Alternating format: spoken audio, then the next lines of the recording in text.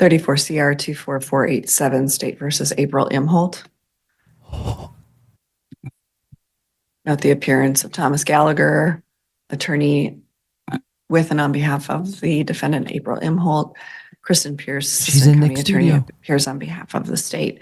This is arraignment. Ms. Imholte, you're charged with one count of possession of controlled substance, a felony violation of Minnesota statute section 152.025, subdivision 2, paragraph 1, and subdivision 4, paragraph B. Maximum penalty 5 years imprisonment, a $10,000 fine, or both. Ms. Imholte, you have the right to remain silent and not submit to police interrogation. Anything you say may be used against you in this or any subsequent proceeding. You have the right to counsel in all proceedings, including police lineups and interrogations. You have the right to be represented by an attorney of your own choosing at your own expense. However, if you demonstrate indigence, then attorney will be appointed at public expense. You have the right to communicate with defense counsel, and a continuance will be granted if necessary to permit this. You have the right to a trial before the court or a jury. Mr. Gallagher has submitted a certificate of representation. Mr. Gallagher, you've also submitted a motion to dismiss, and it's your motion. Your Honor, when I looked at the complaint, I'm asking the court to dismiss the complaint today based on Rule 17.06, subdivision 2, paren 2, paren D, and subdivision 3. And as outlined in that rule and in the comment to that rule, if the facts alleged in the complaint do not constitute an offense, then the complaint should be dismissed. And that can be raised at any point in the proceedings, including today. The complaint, the probable cause section, I believe, is about 2.5 pages long. It mentions the defendant's name. I believe I put it in my motion, but in writing, but it's 5 times her name is mentioned. The first time it says she was located in the home. The second time it says she was located in the master bedroom. Third time it says 2 credit cards listed to the defendant were found. And then it says the fourth time it mentions her name. It says her purse was located in a hallway between the master bedroom leading to the attached bathroom, and that a co-defendant indicated, and the homeowner indicated that the defendant was at the home visiting at the time of the search warrant execution. Mere presence is not enough to support a possession charge. There's no allegation that she possessed any drugs. And so we're asking that the court dismiss the charge. Ms. Pierce. Your Honor, Ms. Imholte was found in the room where the drugs were found. She's only being charged with the drugs that were found immediately on top of her credit cards, which were active and not expired. One was a bank card, and her purse was found in the master bedroom suite, which between the master bedroom and the bathroom. And she was in the room when law enforcement executed the search warrant, and the drugs were out in the open on top of her immediate possessions, with the rest of the contents of her purse also in that room.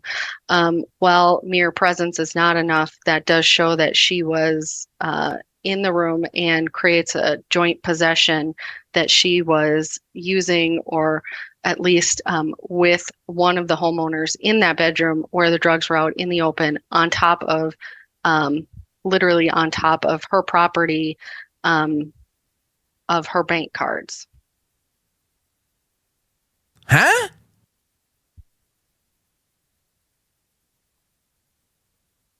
For today's purposes, I'm denying the motion without prejudice. Denied! I think the motion is not as simple as the defense filing would make it seem, considering Ms. Pierce's take on the evidence. and that the motion to dismiss would be more appropriate for a Rule 11 motion where the parties could dive in a little deeper to present the court with the full flavor of the evidence. And so for today's purposes, it's denied. And Mr. Gallagher, would you like to combine Rule 5 and Rule 8 Fuck. today?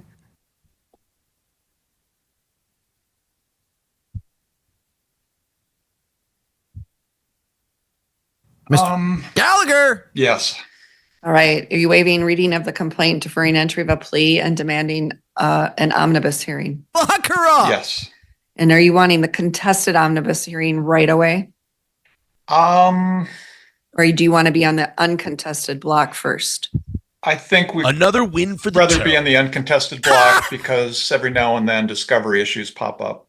Yep, and that's fine. The purpose in our county for the uncontested omnibus is for the defendant to either demand or waive the contested omnibus.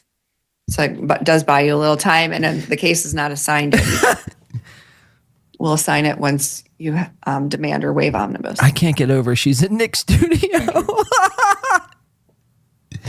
Oh, poor Abe. She's gonna cry. She's gonna cry. Can they hear me right now? Hi, April. Go. April with the 2 credit cards just going to the big pile of cocaine. September 17th at 2:30. That's out of 14 days. Oh, sorry. Would be the 11th at 2:45. We would waive any 11th. time. Oh, 2 limits, weeks. By the way. gosh, I'm thinking, I'm totally sorry. My fault. Yeah, you're being Okay, watched. time is waived, so Judge. the 17th, a lot of our prosecutors are gone. And so Okay. let's go into,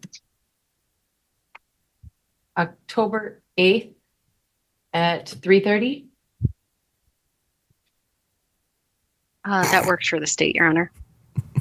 That works for me. I'm not sure if my client, is that a good date? April? Yes, Your Honor. Yes. Okay. all right, Wow, the first words we've 3:30 heard. on October 8th. That continues to be a remote appearance for uncontested omnibus. Yes. Book it. Ms. Pierce, what's the state's position on release? Your Honor, this does involve the possession of controlled substances. We are requesting unconditional bail in the amount of $20,000, Damn. conditionally that she could be released on her own recognizance on the conditions that she have no use of controlled substances or alcohol that are not prescribed, submit to random testing, remain law-abiding, and report to probation as directed. Mr. Gallagher? Your Honor, I believe the allegations are very scant in this case, to the point that it would be inappropriate to have conditions of release on her. She's here on a summons. I don't know why we need to impose bail or conditions, This guy sucks. especially testing. Ms. Imholte, you're ordered to make all future court appearances, arrive 15 minutes early, ready to proceed. Keep in contact with Mr. Gallagher as he's your point of contact for all court business. You are to be booked on this charge. And you'll need to make arrangements to come into the courthouse in Candioi County in Wilmer any business day from the hours of 9 to noon or 1 to 4. And that's just for pictures and fingerprints. If you've already done this, then that has been satisfied. You are ordered to remain absolutely law-abiding. You may gain your unconditional release by posting cash or bond in the amount of $20,000. In the alternative, I will release you on your own recognizance, subject to conditions. The conditions are as follows. Don't leave the state of Minnesota without prior court approval. Have no use or possession of alcoholic beverages or mood-altering substances I'll that have are one not for you. prescribed to you. I'll have one And for submit to any form of testing to verify that you are abstaining. The testing can be at the demand of law enforcement or probation. You are responsible for the cost of the testing. Failure to cooperate or failure to show up for testing is the same as using and Cheers. providing a positive sample. Mm. You have no use or possession of firearms, dangerous weapons, ammunition, or explosives. you must meet with Candy County Community Corrections initially to do intake for pretrial release monitoring of the court's conditions, and thereafter as they require. Their number is 320-231-6222, and you are required to call them and establish this relationship for pretrial release monitoring within the next 24 hours. All right, anything else to come before the court today, Mr. Gallagher? No, Your Honor, thank you. Ms. Pierce? No, Your Honor, thank you. All right, matters adjourned. Thank you. Show us how those tits are, April. Whoa! Yes! Yes! Show us how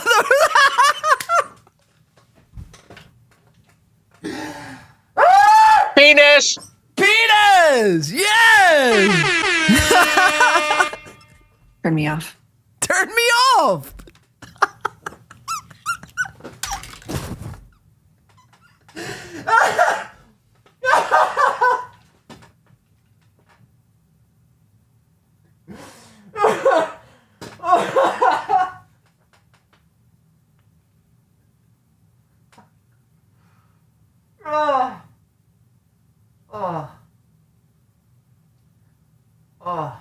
Oh my God.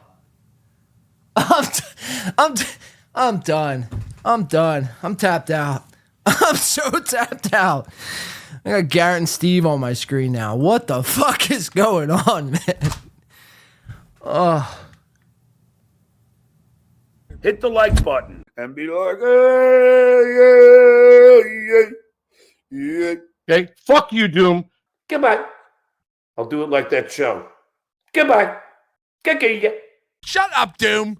And don't you dare clip this, you son of a bitch. I'd be careful about that Doom guy. Doom's a weirdo. By the way, if you listen to anything that Doom guy says, you're probably listening to a mentally retarded person. Doom, you're gone again. That's it. I'm so sick of you anyway.